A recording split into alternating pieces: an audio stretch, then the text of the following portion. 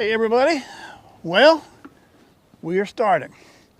Got stuff inside, we'll go in and show you that.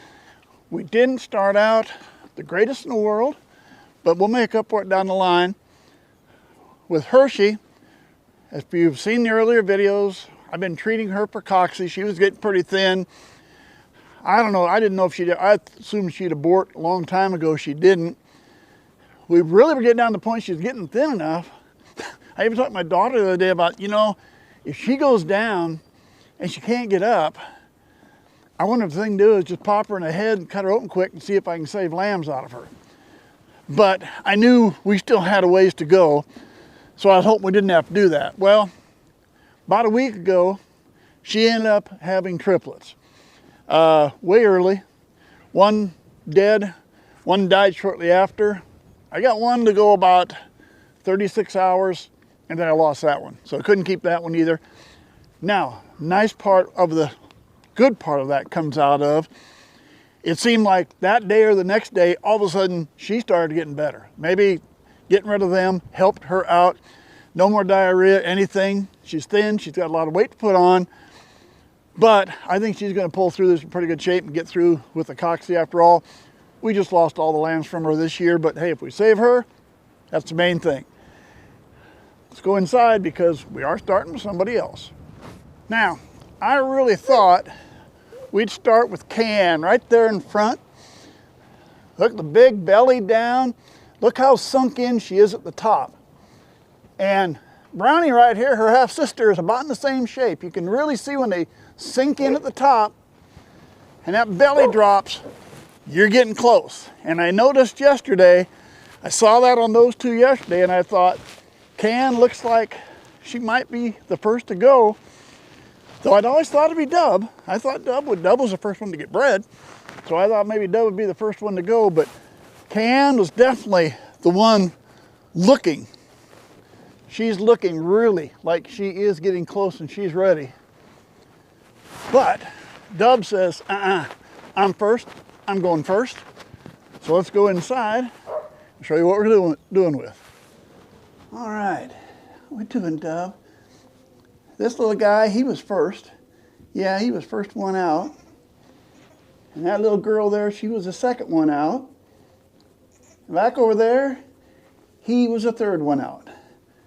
So, yeah, we got two rams, one ewe, and she is quite a bit smaller than the rest.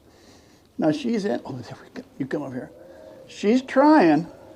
I've seen her in. She's trying to get up and nurse, but she's got to beat out two big brothers, and they're pushing her around quite a bit. So we'll figure out what we're going to do here. I'm not sure. I'd like to leave her. I'm hoping she'll get up and she'll be able to nurse. Maybe it'll be come back with a bottle, supplement just a little bit, but let her stay here. I'd like to have her get her first milk from Mom, and then if she can at least nurse once or twice there. Then if we have to supplement just a little bit, I don't know. We may have to pull her. She, like I said, she is a lot smaller than the other two, a lot littler. So I don't know if we're gonna have to pull her or not. I mean, they can do three, but boy, when you got one that's so much littler than the other ones, you can really, you know, it might not work too well. So we'll see, but we got our start. Where's the other guy? And I'll tell you what, them two ram lambs are some pretty flashy ram lambs. There you are. Yeah. Pretty flashy guys. Yeah, you're not as flashy, but you're a little girl. We like you because you're a little girl. All right. We got to start. We'll keep you up with what we're doing here, what the decision's going to be, one way or another, what we're going to try to do. But we still got to remember Can out there. Boy, she's got to be close. Brownie is. I got some others just a few days behind. Maybe we'll see. This one may get us all started, and maybe the floodgates will open, and we'll get a bunch in a hurry. All right, guys, getting close to sundown. I moved everybody inside. Let's go ahead and take a look, and I'm going to show you how I set things up for overnight to keep an eye on everybody. I have moved everybody in to the main barn. Set them up real quick with some chain link panels. Got them a heat lamp if they need it. You'd be amazed, these little guys rarely use a heat lamp. How we doing, everybody? As far as that little girl is concerned, I picked them up to bring them in here, and when I did that earlier, she had a full belly. So she has been eating. Guess she's been pushing some out of the way. I see I got some afterbirth right down there. So I'm going to go ahead and get the afterbirth out of there in a bit. Well, let's go in, and I'm getting ready to bring everybody else in. Let me show you what I do so I can keep track of everybody overnight. All right, so here is a catch pen. This is the full 40-foot length of the barn, not quite 10 feet wide. Right in the back is where Dub had the lambs this morning. I can close the gate off. We've got a pretty strong south wind that's coming right in here, so that's kind of why I wanted to get them over there too. They're back in the next building, that way they're kind of out of the weather. But I want to be able to keep an eye on everybody overnight. So what I do, last year I'd put this 12-foot gate up, hinged it, and it always goes against here. Glad I did it. I now use that. I got another piece over here. Let's go get our gals. All right, girls. We're going to go inside. Let's go. Everybody in. Everybody head to the inside. There we go. Nice and easy. And let me close this off. I've still got where they can get to the water. They still got a little hay in there left. Close this gate. I pull this across here. Everything's under cover. Now they have the entire 40-foot section back there, and they have this. But the key to this is this entire area. Let everybody go outside now if they want. All right. The inside area here, got a camera here, got a camera here, got another one there, got another camera there, and there's 2 more cameras on the outside. So I have cameras that cover everything under cover. So I can keep an eye on them all night long that way. I can see what's going on. That way, in case they're not out on the dry lot, I can't see them out there. I can't see what's happening. Here, I can cover every square inch of what's under cover. So with the cameras, I can keep an eye on them. And basically, 2 in the morning, whatever it is, 3 in the morning, I wake up, roll over, I grab my iPad off the headboard of the bed, take a look. If everybody's fine, I roll over and go back to sleep. So it's nice and easy that way. I also have a deal set up that I can actually watch it on my TV. So if I want, I can flip a channel on my TV. I can watch whatever's happening on the TV there. Usually though, I use my iPad, I use my phone. That works about the best. We're going to try to do a little extra feeding. There we go. All right, I had my daughter come down today. I noticed everybody was eating on the right side. Nobody was eating on the left. It didn't look like. So I had my daughter come down and check. And sure enough, you can't get anything on the left side. Probably mastitis in the past is what the problem is. Now, 2 can get by on the right, but never 3. But what I'm doing is I'm not going to take them out. I'm kind of supplemental feeding, and I'm going to leave them all with Mom. Because while today it was in the 60s, by tomorrow afternoon it'll be snowing, and we're going to have some nights at 10 degrees. So these guys are probably going to stay inside for close to a week. So I'm thinking after a week of me supplementing the feeding and them nursing off Mom, I should probably be able to catch them, and I shouldn't have trouble keeping up doing this. Mostly for her. I think those guys will probably be okay. She's the one that's going to need it more than anybody. But for now, as we're starting, I'm kind of giving everybody a little bit of something. And we'll just do some bottle feeding. All right, we got those, and guess what? Oops, turn you around. Yeah, we got some more. 3 more. The first one was that little mostly white one right there. And I was watching, watch the lights here, I was watching from the camera in the house, and I saw that one born. Didn't move, no movement at all. Man, we hustled. I had shoes on quick as I could, ran out here real fast, and had to work on her a little bit. Had to do a little pushing and a little shaking and a little massaging, and cleaning out her mouth and her nose. But we got her cleaned up. She started breathing, doing fine. And then Mom had the other, and then Mom had number 3. So, and guess what? They're all girls. All 3 girls. Can't ask for much more than that, can we? That was good.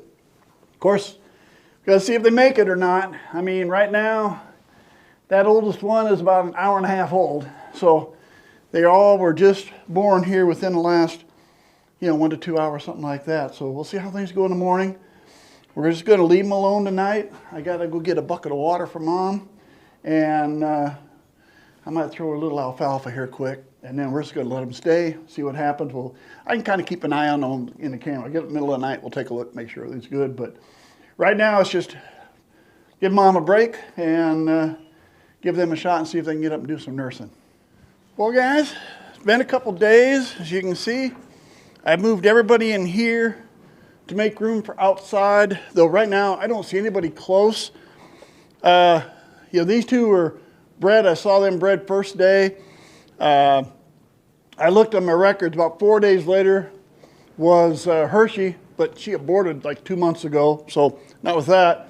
Then it was like 4 or 5 days later before 2 or 3 more got bred. So we might be a few days. That's fine. As you can see, I got heat lamps in here. They're starting to use them. It's going to get down to 10 degrees tonight, 11 tomorrow night, and then I think we're finally going to start warming up, so it won't be too bad. For these 3 in here, this little white one, or the colored one anyway, I don't know about that one. That's the one I had to shake and massage pretty good to get her going. She's a little different. She's not as slick-haired. She's not shiny like these 2, and she wasn't as active. I've tried feeding her a little. She really isn't, but I've watched, and she nurses. But she just doesn't seem quite the same as the other 2. So we keep an eye on her. Like I said, I can't get her to eat anything from a bottle, and I've seen her nurse, so I know she's getting something to eat, but she just looks a little different, and we'll see how that goes. On the other ones, take these 3 right here. Here we go. Now, the one in front, I don't get him to eat. He doesn't eat. The biggest one here, he does. The girl likes to eat. They're both eating fine. So I am supplementing them with the bottle. But they are getting something to eat. Dove's getting them something. As I said earlier, left side's not working at all. Right side, they're getting something. The right side, she's got a lump on the right side. And we knew that when I got her. We checked it. She nursed last year, the one on the right side that she had, didn't have any problems. So she's got one good side. Now, normally, you'd say, okay, she's got one good side, we're going to call her. We're going to get rid of her. We're not going to keep her around. But in this case, I'm not going to do that. 1, she's a daughter of Heartbreaker, got great genetics. 2, she's probably the calmest ewe I have in the place. Easy, as you can see, I went in there now. She doesn't move around or anything. Easy to work with. I love her for that. Odds are she should pass that on to any ewe lambs that you might save back. 3, she has triplets. And I've talked to the breeder who owns Heartbreaker, who had her originally, and the breeder told me her mother had triplets all the time. So the mother had triplets, she has triplets, pretty good odds. Her lambs will have triplets. So we're going to keep her. And I'm not going to cull her, but I'm going to understand whatever she has, I'm probably going to have to help feed it. And that's okay. For now, we're going to do that. We get down the line, if I got something that comes up I can't, then that's going to change things. But for now, I have the ability. I can come out and feed them. I can supplement. And it's surprising. I fed this morning. The little girl and the guy up here in the front split a bottle. The other guy can't get to nurse. Fine. That means you're getting something there. Came out at noon, and neither one of them hardly wanted anything at noon. So I said, fine. So I just got done now. I'm on my afternoon feeding. I just fed them now. Now they both drank. So now they both drank from the bottle. My idea was going to be first thing in the morning, noon, 4, 6, and bedtime. That's 5 times, and then at bedtime, 10 o'clock at night, you're going to have to make it through to the morning. But we did morning, noon wouldn't work, 4 o'clock worked, so I'm going to skip 6 o'clock. And I'm going to wait about 9 o'clock. I'm going to come out here about 9, see if I can get them to go then, and then we'll go for in the morning, wait for overnight. They're getting something from her because they're not hungry every time I come out, but they're just probably not going to get enough to sustain them all. So I think this will probably work. Might try to move them over to a lamb bar, and that is the bucket with a lot of nipples on it. My daughter uses those for her goats, and down the line, maybe we can move to that. We're going to see what happens. But for now, we're just going to keep going. These two will probably take in about 4 or 5 days, maybe 2 or 3 days after you're seeing this video, and I'll move them outside to a small pen. We'll put them together on the outside, but we're going to wait till the cold gets over with. I think long range is starting to look like 50s, 30s at night, and if we can do that, then maybe we'll put them out then. So, all right, we're going to let it go. We got this much done. We'll see what happens on the next one.